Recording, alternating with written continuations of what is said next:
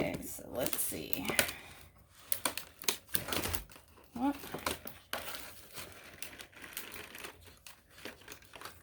Okay.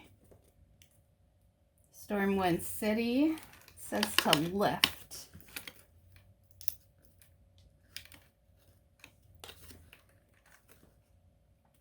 Okay, and then it shows a Lion of Stormwind with some info. The noble lion has adorned the crest of Stormwind for generations. The stalwart city has often had to stand alone against catastrophe, but has never failed to offer shelter to members of its pride. Nice. And then pull.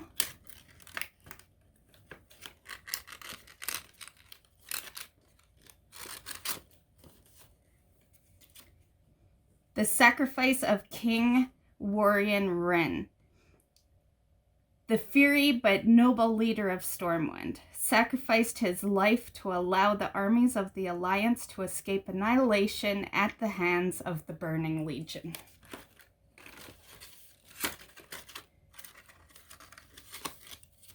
Okay. And then this one says, the Alliance was created among the nations of the Eastern Kingdoms in response to the aggression of the First Horde.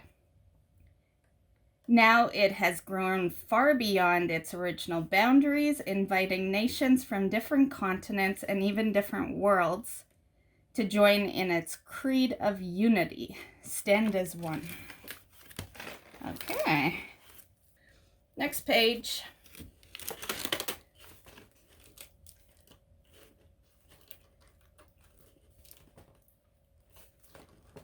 Okay. Council of Three Hammers. The dwarves did not always live together in peace. Ironforge was ruled solely by King Magni Bronzebeard, until his apparent death several years ago through his daughter Mora initially rose to take the throne. It was clear the old monarchy would not please all the dwarf clans. Representatives of all three clans, Bronzebeard, Wildhammer, and Dark Iron, reached a tenuous agreement to rule Ironforge as the Council of Three Hammers. Through fraught with tension at first, the three clans slowly regained trust in one another. Okay, so pull this.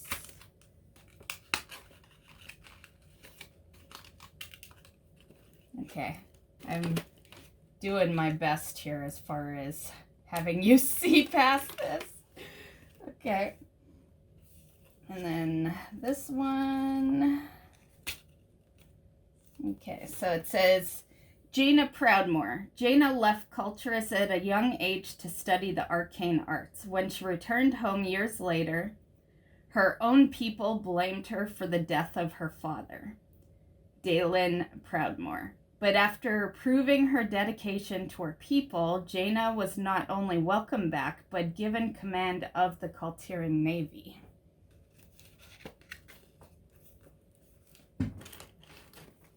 Okay, and this one. Ironforge. Deep in the heart of the mountains of Dunmorrow stands Ironforge. The ancestral and bountiful supplies of metallic ores allowed the denizens of Ironforge to become masters of smithing and weaponry, making this stronghold one of the most resilient cities in Azeroth. Okay.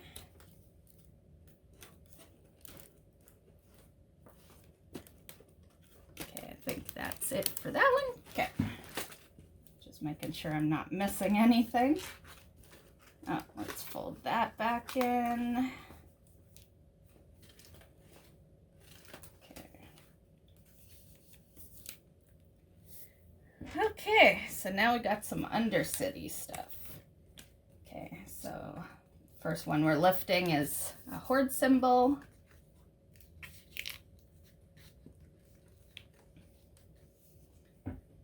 Silvermoon was an early ally of human nations. But the battles of the Third War left the Elven kingdom devastated. Eventually, the Blood Elves followed Sylvanas Windrunner, the former Ranger General of Silvermoon, into allegiance with the Horde. Next one is Blood Elves. The High Elves of Silvermoon were almost completely wiped out when the Scourge invaded their kingdom. The survivors called themselves Sindore, or Children of the Blood today. They are more commonly known as Blood Elves. Okay, the Scourge. Okay.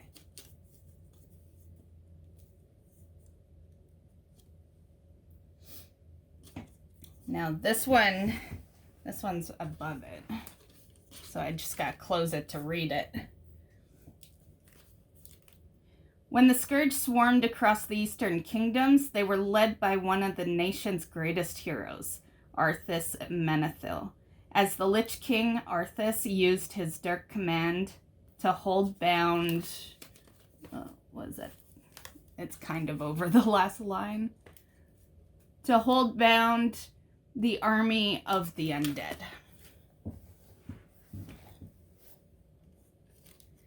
Nathanos Blightcaller. In life, Nathanos was the only human capable enough to be named a Ranger of Silvermoon. In undeath, he has sworn absolute loyalty to Sylvanas Windrunner, relieving that her leadership is the only hope of survival for the Forsaken, no matter how dark her path becomes. Okay, and then this one. Okay, Kingdom of the Undead. When the Scourge marched across Azeroth, they raised Lordaeron's fallen citizens into their ranks as undead fodder for the Lich King's conquest, but Sylvanas Windrunner eventually freed herself and many others from his control.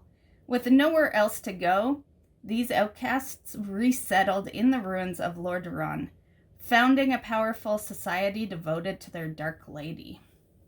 The Forsaken. Many innocents were killed by the Lich King's armies and raised into the undead Scourge to serve him forevermore. Sylvanas Windrunner managed to save a remnant of them and restore their free will. Though they regard undeath as a torment, each Forsaken finds their own reasons to exist. Okay.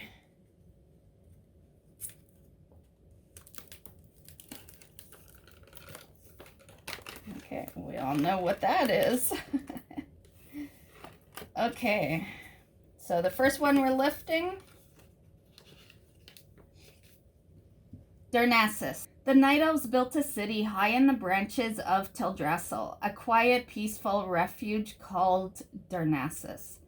It was revered both by druids and the worshippers of the moon goddess, Alun. The temples and shrines nestled amid the massive branches were some of the most pristine wonders the world has ever seen. This one's Teldrassil. To save Azeroth from the Burning Legion, the Night Elves sacrificed the source of their immortality, the World Tree, Nordrassil. In an attempt to reclaim their glory, the Night Elves planted a new World Tree just off the Kalimdor coast, naming it Teldrassil, the crown of the world. Though the early days of the tree were troubled, it would come to serve as the home of the Night Elves for many years. Okay, this tree has a little thing on it. So let's see. The fire.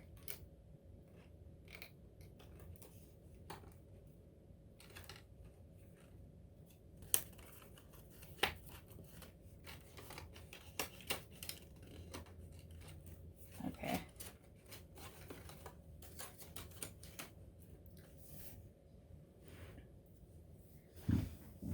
Okay, next up is Burning of Teldrassil.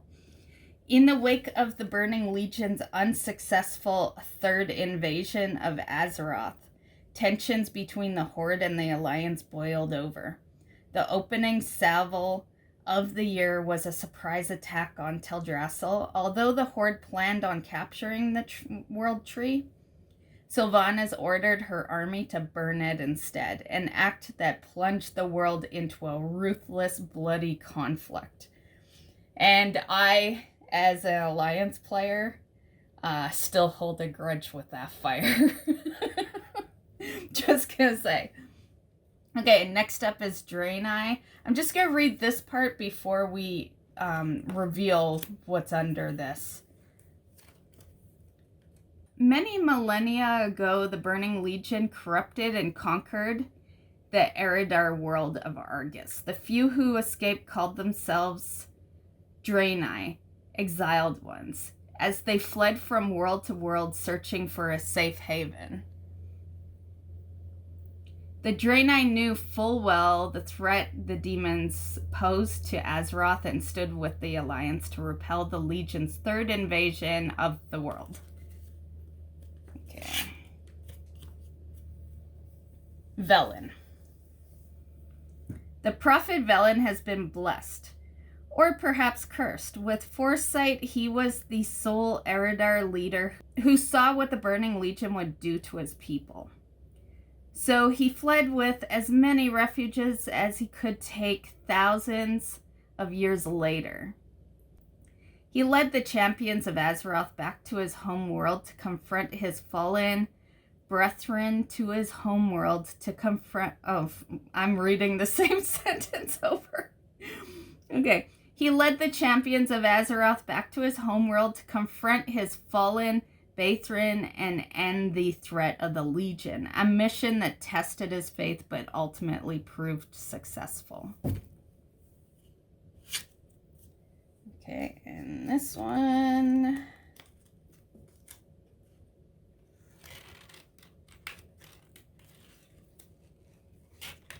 Okay, more fire. Okay.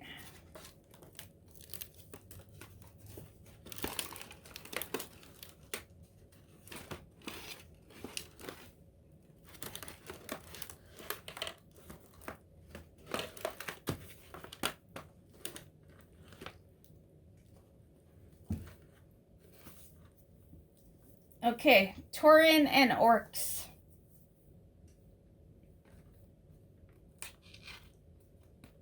Okay, Tauren.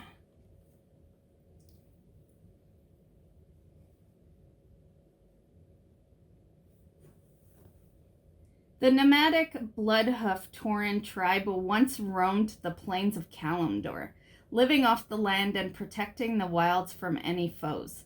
When they joined the Horde, they settled at Thunderbluff, building a city high upon the Mesa above Mulgore.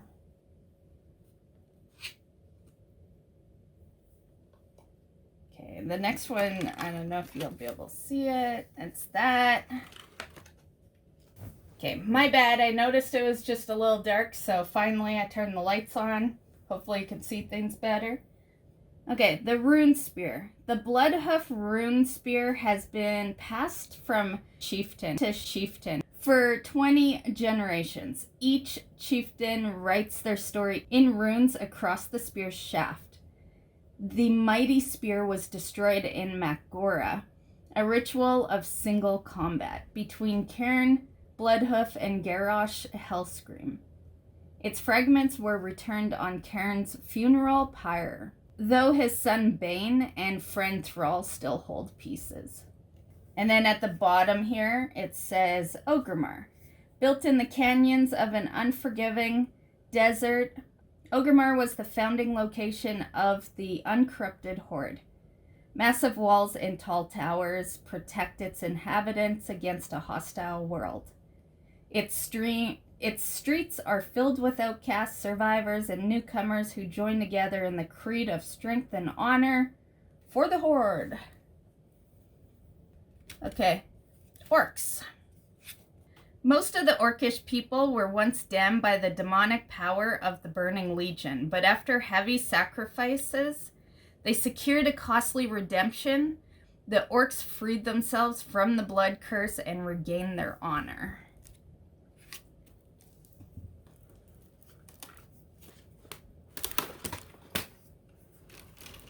Okay, looks like this is the last page.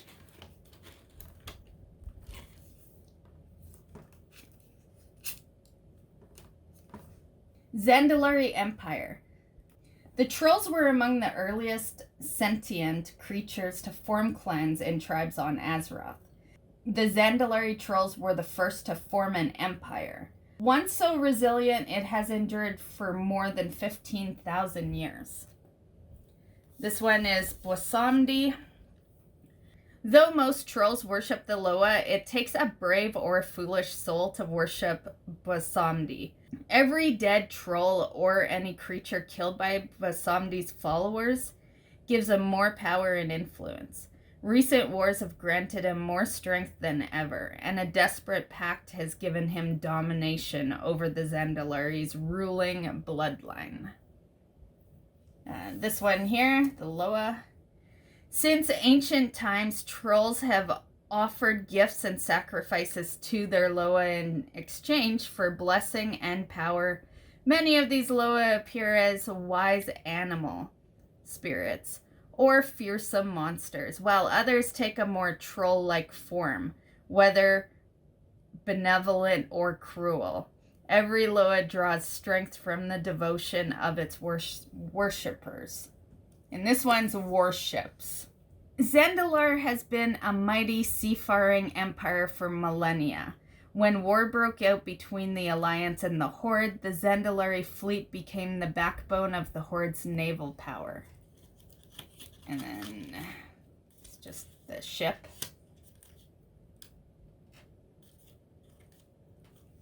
Okay, and I think that's it. Is it good full pro? Oh, yeah.